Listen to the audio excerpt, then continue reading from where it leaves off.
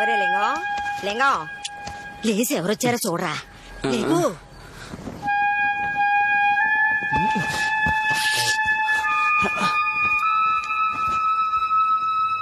అయ్యా ఇంట్లోకి రాయ్యా. పర్వాలేదులే. నేనేదో కోపంలో ఉండి 4 మాటలంటే ఇంటికి రావటం మానేస్తావా? లేదయ్యా, అలాంటిదేం లేదయ్యా. కొంచెం పనుండి.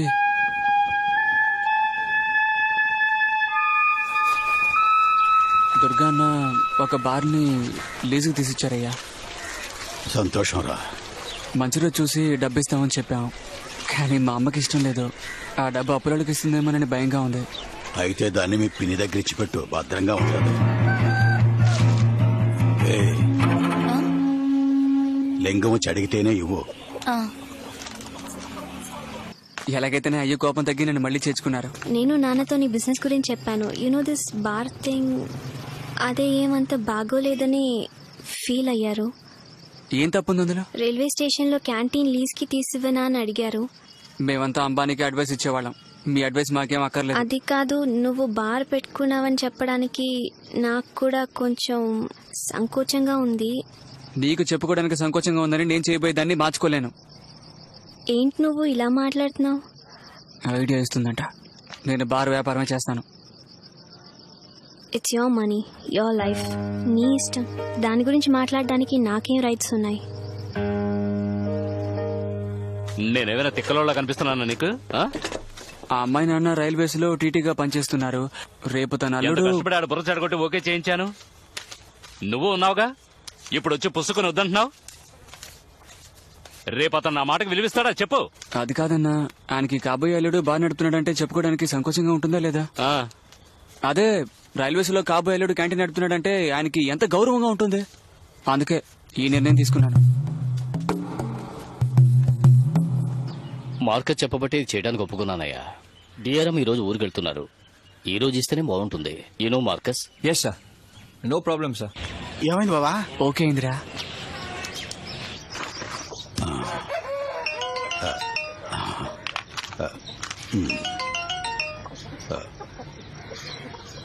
హలో అయ్యా, ఏం లేదయ్యా, ఇక్కడ రైల్వే పిఆర్ఓని కలవడానికి వచ్చాం. నువ్వు డబ్బు తెస్తే రైల్వేస్ లో క్యాంటీన్ ఏర్పాటు చేస్తానని చెప్పారు. చాలా సంతోషం రా. ఇప్పుడే డబ్బు ఇవ్వాలంటున్నారు. మీరు వచ్చి మీ చేతులతో ఇస్తే చాలా సంతోషంగా ఉంటుంది. నీకు మంచోళ్ళు అనిపిస్తున్నాడా? ఐరన్ వాళ్ళ నాన్న నాతో పాటే ఉన్నారయ్యా. ఆయన మనకి మంచి కదా చేస్తారు. నేను వస్తున్నాను రా, తెస్తాను. సరేనయ్యా. మా అమ్మ నమ్మలేకపోతుందిరా, చాలా సంతోషంగా ఉంది. అన్నా, ఇంక మీరు ఎప్పుడన్నా రైల్వే స్టేషన్ వెళ్తే కాఫీలు కలసోడాలు తాగొచ్చు. మీ దగ్గర డబ్బులు తీసుకోవద్దని చెప్పాను. మా అబ్బాయి క్యాంటీన్ కి నా పేరే పెడతాడంట. నీ వాళ్ళని చూస్తుంటే నీ కొడుకు ఆ స్టేషన్ కి నీ పేరు పెడతాడంటావు. ప్రతి నెల డబ్బు కట్టి ఇంటిని నడిపించుకుందాం అనుకుంటున్నానన్నా. ఇప్పుడిప్పుడే మా ఓడు దారిని పడుతున్నాడు. ఏమయ్యా, నువ్వింకా బయలుదేరలేదా? వాడు ఫోన్ చేసి ఎంతసేపు అయింది? నాకు తెలిసిలేవా, నువ్వు వెళ్ళు, ఆ డబ్బు తీసుకురా.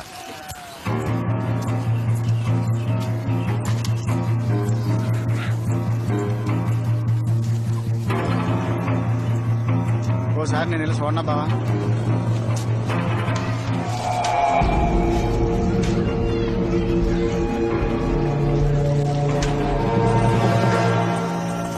ఐరన్ రా. చెప్పు. ఓకే అయిందా? అయ్యగారు డబ్బు తీసుకొస్తున్నారు.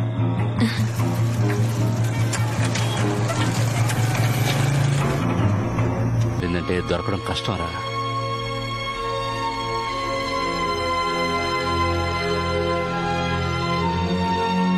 మనకి మాత్రం ఎందుకు ఇలా జరుగుతుంది? దేవుడికి మనసాక్షి లేదురా. 7 గంటలకి ఏ ఇదిలో జనం లేకుండా ఉంటారా? ఆయన వస్తున్నాడంట, ఎవరో కొట్టి డబ్బులు ఆక్కెళ్ళాడంట. కథ చాలా బాగుంది బావా. నాకెందుకు ఆయనే నొక్కేసి ఉంటాడనిపిస్తుంది బావా.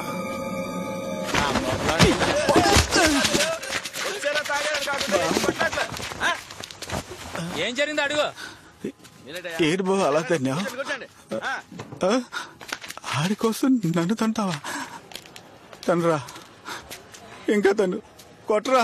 పోరా, బాగా కోపంగా ఉన్నాను, ఎవరిని చూడను. అందుకని ఫ్రెండ్ని కూడా చూడవా? ఇన్నాళ్ళు నీతో తిరిగినందుకు నాకు తగిన శాస్త్రం చేసావురా.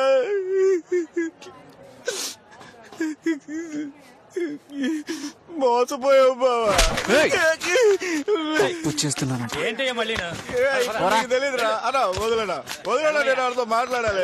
నీకు ఇప్పుడు తెలీదురా. ఆ ముసలాన్ని అన్నానని అందరి ముందు నన్ను అవమానిస్తామంటారు. దిగులు పడకరా, వీలైనంత తొందరలో ఆయన పట్టుకుని డబ్బు రికవర్ చేసుకుందాం. ఆ క్యాంటీన్ ద్వారా అంచెలంచెలుగా ఎదగాలనుకున్నావు. నా వల్ల అంతా చెడిపోయింది కదా. అలాంటిదేం లేదయ్యా.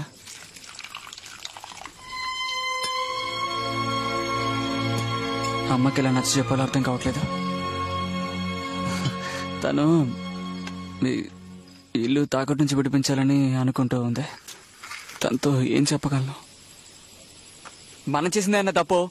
కోళ్ల పందెంలో వచ్చిన డబ్బు అందులోనే పెట్టి ఉండాల్సింది. అది వదిలేసి గొప్పగా క్యాంటీన్ పెట్టాలి, బార్ పెట్టాలనుకుంటే ఇలాగే సంకనాగిపోద్ది. ఇక మీదట నీతో కోడి పందాలు ఆడాలంటే ఎవడైనా భయపడతాడురా. అందరూ అలాగే అంటున్నారు కదన్నా.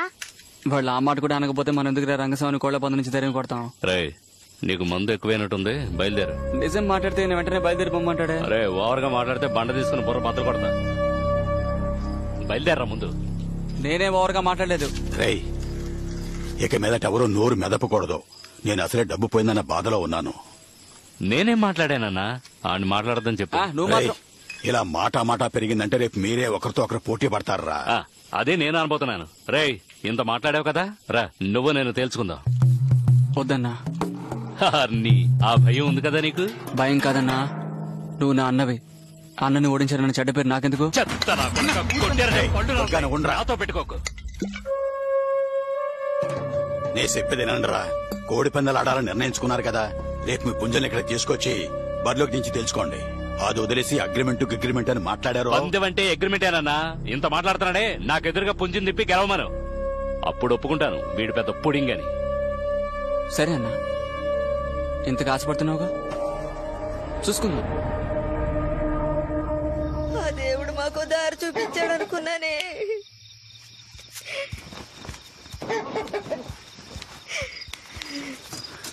నా కొడుకు దారి పడ్డాడు. ఇక నన్ను బాగా చూసుకుంటాడని ఎంతో ఆశపడ్డాను. నా తలరా తిట్ట రాసుంటే ఆడు కోడి పందాలను వదిలేసి ఎట్టా బాగుపడతాడు. చూడు, ఊరికే నచ్చపెట్టకమ్మా. కోడిని ఊరికే తిడుతూ ఉంటే అది పందెంలో గెలిచి మనకెలా లాభం తెచ్చిపెడుతుంది? అవును, అవి గెలిచే మనకు రోజు గంజిపోతున్నాయి. నీలాగే రోజు గంజి తాగడానికి మాత్రమే నన్ను బతకమంటావా? నేను గొప్పోడిని కావాలనుకుంటున్నాను. మాట్లాడకరా, నువ్వు గొప్పోడు కావడానికి కోడి పందాలే కావాలా? చేతుల్లో డబ్బున్నప్పుడే ఇంటి నడిపించవచ్చు కదా. ఇప్పుడు ఆయన ఎన్ని మాట్లాడినా పడుతున్నాం కదా. ఇట్ట ఎగిరే ఓడివి ముందు ఆ పని కదా చేసి ఉండాలి. ఇప్పుడు ఏమంటా? నీకు ఇల్లు కావాలి అంతేగా? ముందు అగ్రిమెంట్ పూర్తిగానే, ఆ తర్వాత ఎలాగోలా డబ్బు ఏర్పాటు చేస్తాను. ఏదో ఇంటికి వెళ్ళడానిక ఇన్నేళ్లు మన ఇంటి చుట్టుపక్కలే అద్దుకుంటున్నావు. నాయన లింగం, ఈ ఇల్లు మీ నాన్నకాల నాన్న ఇచ్చాడు రా. మాకు పెళ్ళయి మేము అందులోనే కాపురం చేసి నిన్ను కన్నాం. ఆయన నన్ను పెళ్లి చేసుకుని వచ్చినప్పుడు ఆ ఈదులో మనీ లేరా పెద్దిల్లు. అప్పుడు నన్ను అందరూ పెద్దింటి కోళ్ళు అనేవారు. సోది కాపమ్మా, చిరాకేస్తోంది. ఆయన బయటికి వెళ్ళేటప్పుడంతా నేను భుజాన్ని వేసుకుని తీసుకెళ్లేవారు. నాయన లింగం, నీకు అదంతా జ్ఞాపకం లేదురా? ఆ దరిద్రం అంతా గుర్తుకు రాకూడదనేగా ఈ ఇల్లే వద్దంటున్నాను. నాకంటూ ఏం చేశాడు నీ మొగుడు? వాళ్ళ అబ్బ సంపాదించిన డబ్బు కూడా తాగుళ్ళకి ముండలకి తగిలేసి నిన్ను విధిని పడేశాడు. తండ్రనేవాడు పెళ్ళం పక్కలో పడుకుని బిడ్డల కంటే మాత్రం సరిపోదు. ఆ బిడ్డ పెరుగుతున్నప్పుడు చేపట్టుకుని తీసుకెళ్లి ఇదేరా లోకం అని చూపిస్తాడే, ఆడు తండ్రి అంటే. ఈ కోళ్ల పందాలయ్యి ఇక నీకు వద్దురా. వీటి వల్లే కదా ఎప్పుడు ఆయన ఇల్లే గతని పడుంటున్నావు. ఇంకే పనికి పోను. ఇంతటితో నీ మాటలు ఆపలేదో నీ గొంతు పిసికేస్తాను. నేను చెప్పేది ఇప్పుడు నీకు అర్థం కాదు. అమ్మా, అమ్మే కావాలనుకుంటే ఇంతటితో ఈ కోళ్ల పందాలను వదిలేయాలరా.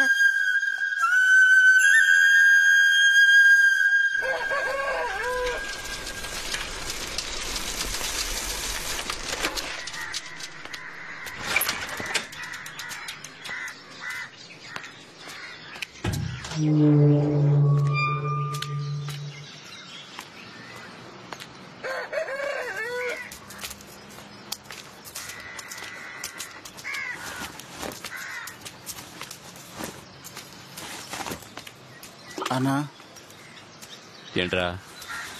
లింగం అగ్రిమెంట్ ని క్యాన్సిల్ చేసుకుందాం అని చెప్పాడన్నా.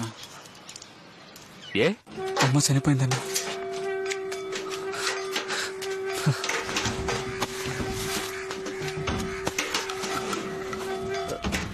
నాయనా లింగం, బాధపడుకు నాయనా.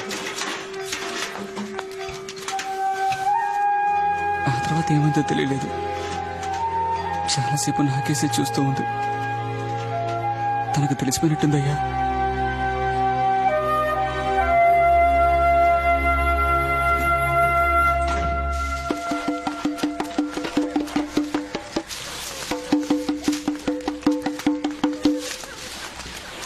ఇస్తామని పంపించావా? పంపించండి రా. మాలిటివరా సావింటికి వచ్చినట్టు వస్తున్నాడా, ఏదో పెళ్లికి వచ్చినట్టు వస్తున్నాడు. వెంకీ చెప్పినప్పుడు నేను అసలు నమ్మలేకపోయానన్నా. 15వ తారీఖున అగ్రిమెంట్ వేయాలని నువ్వేం పట్టుపట్టొద్దు రోయ్. ఏంటన్నా? ఓ విధంగా ఆలోచించి చూస్తే అనుకోకుండా జరిగేవే మానవ జీవితంలో ఎక్కువ. నిన్న మీ ఇద్దరు గొడవ పడ్డారు, ఇప్పుడు కోడి పందాలు కూడా పోటీ పడ్డారంటే తర్వాత గొడవలు పెద్దయ్య అయిపోతాయరా. అలా జరగకూడదనే ఇప్పుడు ఇలా జరిగింది. అనుకున్నట్టుగానే అగ్రిమెంట్ జరిగి ఒకవేళ నువ్వు ఓడిపోతే అవమానం నీకేగా. నేనెందుకు ఓడిపోతానన్నా? 10 ఏళ్ల వయసు నుంచి కోడి పుంజుల లోకం అనుకుని పెరిగినవాడిని నేను. ఏ పుంజులు తిప్పి ఎలా గెలవాలో తెలియదా నాకు? నువ్వు ఈ పందేలేగాక బార్లు గీర్లను తిరుగుతున్నావు. ఆడు నాతోనే ఉంటూ ఈ కోళ్ల గురించి బాగా తెలుసుకున్నాడు. ఆడిని కోడి పందాలో ఓడించడం అంత తేలిక కాదురా. అది చూద్దామన్నా. పంపించాడట. చెప్పిన టైంకి చెప్పిన చోట పందెం జరగాల్సిందే. అంత దమ్ము లేదంటే నాతో ఎందుకు సవాల్ ఇస్తాడు? సరే అన్నా, నీ ఇష్ట ప్రకారమే చేద్దాం. కానీ రేపు నీకు కూడా ఇలాంటి పరిస్థితి రావచ్చు. అప్పుడు నేను నువ్వు మాట్లాడినట్టే మాట్లాడతాను.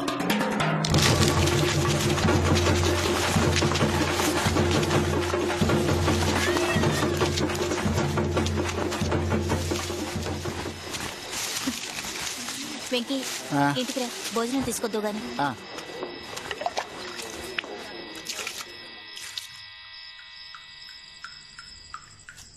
బావా, పెన్ని అన్నం ఉండి పెడతానంది, నేను వెళ్ళి తీసుకొస్తాను.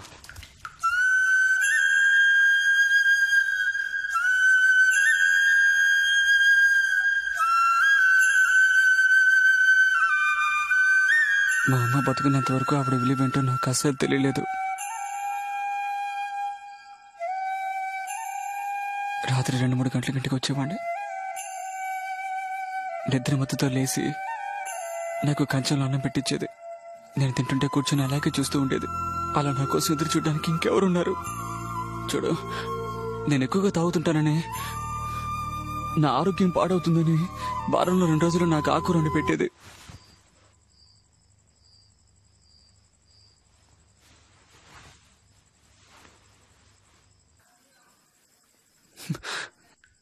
సడన్ గా అమ్మ పిలిచినట్టు అనిపించింది.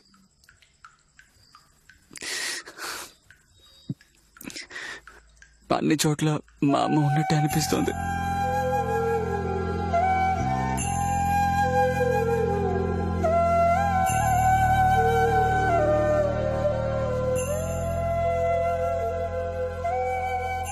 ఇంత చిన్నింట్లో అమ్మ జ్ఞాపకాలు ఎంతగా వేధిస్తున్నాయే, అంత పెద్దింట్లో నాన్న జ్ఞాపకాలు అమ్మని ఎంతగా వేధించుంటారు. చేతిలో డబ్బున్నప్పుడే ఇంటిని తాకట్టు నుంచి విడిపించుండాల్సింది. ఎంతో సంతోషించేది. సాయంత్రం లోపు నా జీవితమే తలకిందులైపోయింది. ఎందుకు ఇలా జరిగింది? నిన్న రాత్రి అమ్మని తిట్టి కొట్టడానికి చేయి కూడా ఎత్తాను.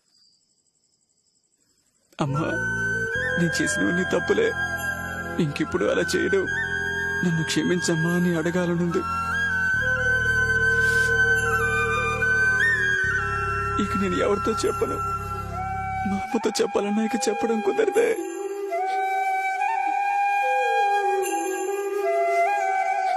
I know, please.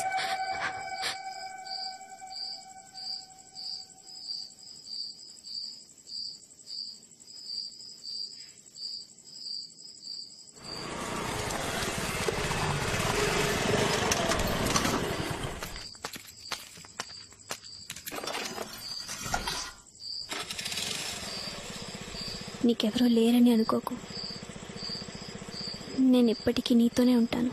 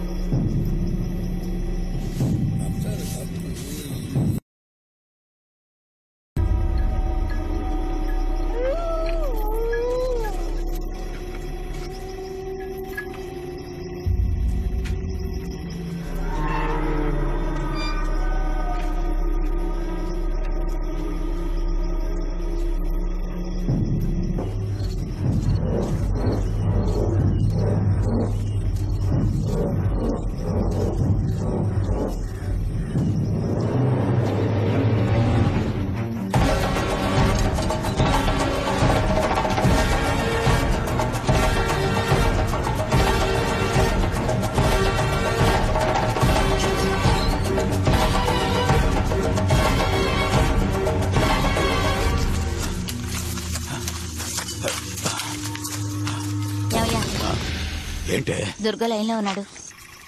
అన్నా చెప్పు దుర్గా. కంత్రి నా కొడుకు మందెట్టాడు. నువ్వు అనేది? మొత్తం కోళ్ళని చచ్చిపడున్నాయి. చూస్తుంటే గుండె తరుక్కుపోతోందన్నా.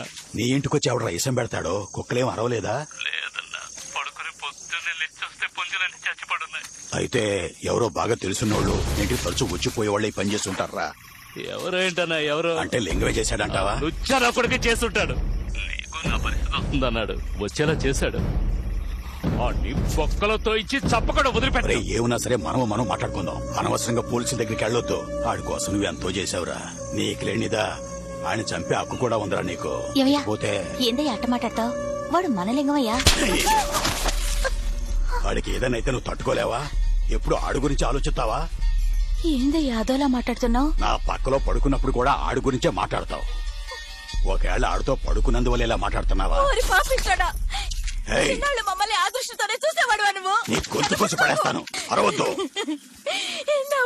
ఏమైంది నీకు? నీకోసమే కదయ్యా నన్ను పట్టుకుని మాట్లాడుకుందాం పద. ఊరికే పిచ్చెక్కిందలా అరవకో. నన్ను వదిలేసి వెళ్ళిపోతావు నువ్వు. చంపి పారేస్తా. లోపలికెళ్ళు.